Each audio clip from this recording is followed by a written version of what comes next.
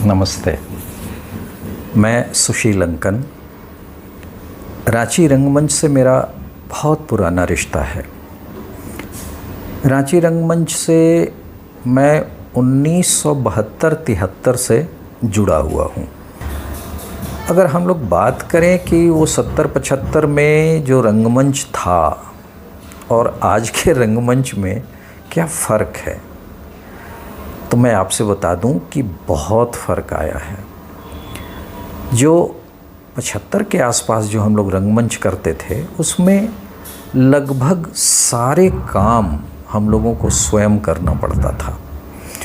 रंगमंच पर झाड़ू लगाना, पर्दा लटकाना, लेकिन सारे काम खुद करने पड़ते थे। इवन दर्शकों को पकड़ पकड़ के लाना भी रंगमंच तक, ये अपना ही काम था।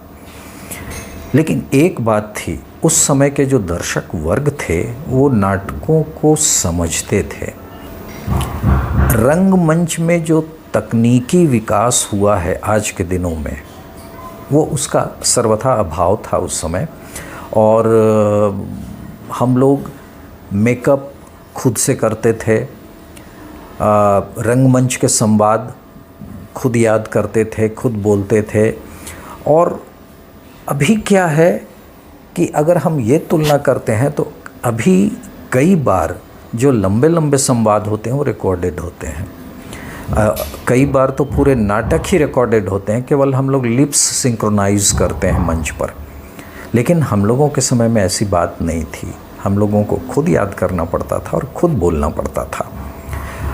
खुद से मेकअप करना, कॉस्ट्यूम के बारे में खुद से तैयारी करना, तो ये सब पहले पुराने रंगमंच का वो कह लें उस समय की ये लीला थी हमारी, जो वो लीला हम लोग रंगमंच पर किया करते थे।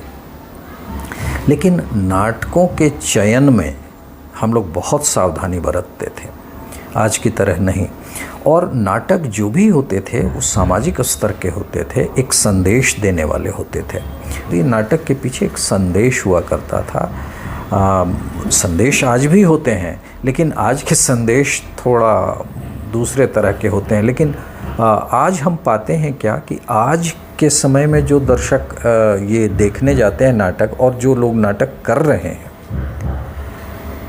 वो पुरातन नाटकों का सिलेक्शन कर रहे हैं। तो पहले जो नाटक हुआ करते थे तो वो प्रायः अच्छे लेखकों के फुल लेंथ प्लेज हुआ करते थे। एक दौर था जिसमें हम कहेंगे 80 से लेकर 90-95 तक फुल लेंथ नाटकों का एक दौर था, जिसमें बहुत सारे नाटक हुए।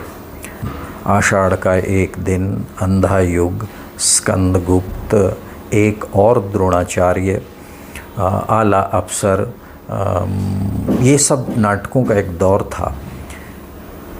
उस समय 81 से पहले और 71 के बाद ये जो दौर था, एक दौर नाटकों के साथ साथ ये नाट्य संस्थाओं के खुलने का भी दौर था। 71, 72, 73 में रांची में बहुत सारी नाट्य संस्थाएं खुली, जिनमें हस्ताक्षर 71 में आया। फिर रंग दर्पण, रंगायन, चतुरंग, ये बहुत सारी नाट्य संस्थाएं आई। उसके बाद के दौर में फिर युवा रंगमंच, वसुंधरा आर्ट्स, मेडिकल के डॉक्टर्स की भी एक संस्था थी, नाटक की संस्था थी आयाम, वो लोग भी नाटक किया करते थे। इस तरह बहुत सारे नाट्य संस्थाएं यहाँ खुली और लगभग सभी नाट्य संस्थाओं ने अपने अपने हिसाब से नाटकों का चयन किया और नाटकों का मंचन भी किया। एक संस्था थी नाट्यांचल, उसके माध्यम से भी बहुत सारे नाटकों का मंचन हुआ। तो मुख्य बात यह है कि उस समय के नाटकों में और आज के नाटकों में अगर हम लोग तुलना करते हैं तो तकनीकी का बहुत फ़र्क पाते हैं।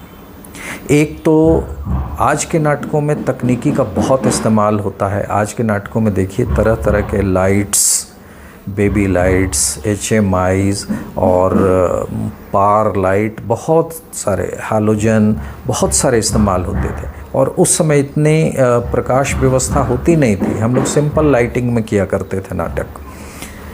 तो एक तकनीकी व्यवस्था, साउंड सिस्टम उस समय की जो थी, वो स्टेज पर माइक खड़ा किया जाता था स्टैंड में, तो कभी कभी दिक्कत भी होती थी हम लोगों को नाटक करने में कि सामने माइक स्टैंड खड़ा है 3, 4, 5 और उसके पीछे हम लोग नाटक करते थे। दर्शकों को भी दिक्कत होती थी देखने में कि सामने माइक स्टैंड खड़ा है, तो हम लोग कभी कभी इधर से सर करके देखते थे लोग।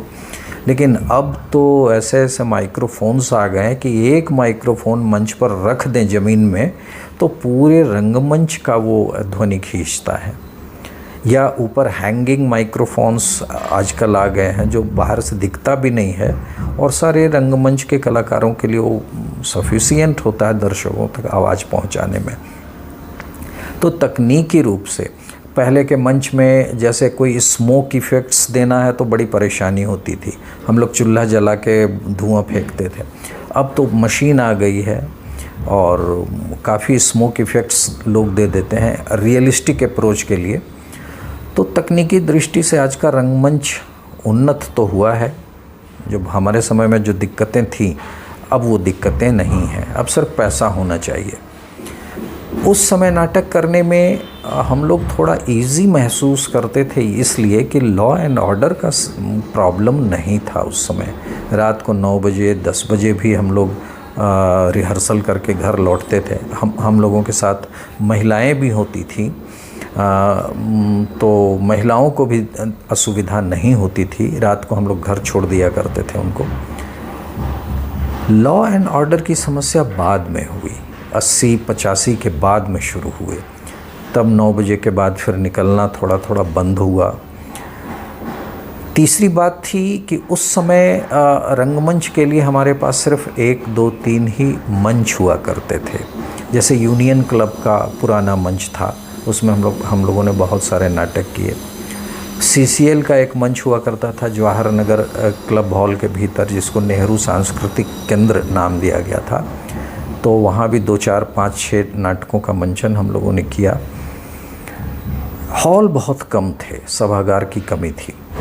अभी सभागार तो बहुत हैं, लेकिन इतने महंगे हो गए हैं अभी कि नाटक करने वालों के लिए ये एक आफत सी हो गई है। तो इस तरह से हॉल की कमी का दंश आज के रंग कर्मियों को झेलना पड़ रहा है। हम लोगों ने भी झेला, लेकिन उस समय कम से कम सस्ते दर पर हमें हॉल की उपलब्धता हो जाती थी। देशप्रिय क्लब था, वहाँ का एक खुला मंच था, वहाँ भी हम लोगों ने नाटक किया। यूनियन क्लब में तो किया ही।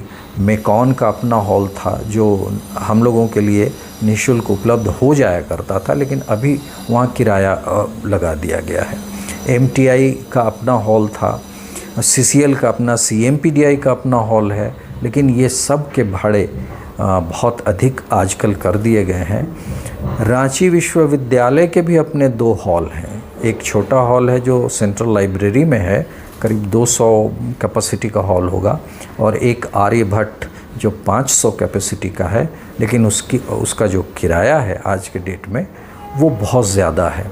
तो एक आम आदमी के लिए उतना संभव नहीं हो पाता है। जो एक्चुअली क्या है ना कि यहाँ जो रंगमंच है वो शुरू से शौकिया रहा है और आज भी मोर और लेस शौकिया ही है। और आजकल के नाट्यकर्मियों में जो दूरदर्शन देखकर, OTT platform, social media platform, WhatsApp, Facebook और जितने लिंक्डइन और टेलीग्राम, जितने भी सोशल मीडिया प्लेटफॉर्म्स हैं, इनमें जो नाटकों के क्लिप्स देख कर आजकल के जो युवा नाट्यकर्मी हैं उनकी दृष्टि भी बहुत बदली है और वो कहीं न कहीं बहुत अच्छा कर रहे हैं अगर हम तुलना करें पुराने समय से। तो खैर पुराने समय की जो सोच थी वो पुरानी सोच थी, लेकिन उस समय भी हम लोगों ने प्रयोग किया। एक नाटक अशोक जी का लिखा हुआ था, अशोक पागल जी का, अमीवा और महत्वाकांक्षा। तो दोनों नाटक ऐसे नाटक थे जिसे राष्ट्रीय स्तर पर प्रायोगिक नाटकों का पुरस्कार भी मिला था। तो उस समय की सोच भी बहुत प्रगतिशील सोच थी उस नाटक को लेकर, लेकिन सभी नाटक वैसा नहीं हुआ करते थे।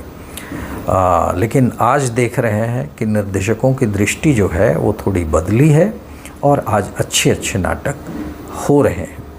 और मैं तो कहूँगा कि इसमें अगर सरकार थोड़ी भी मदद कर दे, एक ऑडिटोरियम, मल्टीपर्पस ऑडिटोरियम बना के दे दे यहाँ के रंगकर्मियों को, चित्रकारों को, संगीत प्रेमियों को, तो रांची में कार्यक्रमों की कमी नहीं होगी। तो ये पहले और अब की बातें हैं। फिर अवसर मिला तो फिर बाद में आपसे बात करेंगे। बहुत बहुत धन्यवाद। नमस्कार।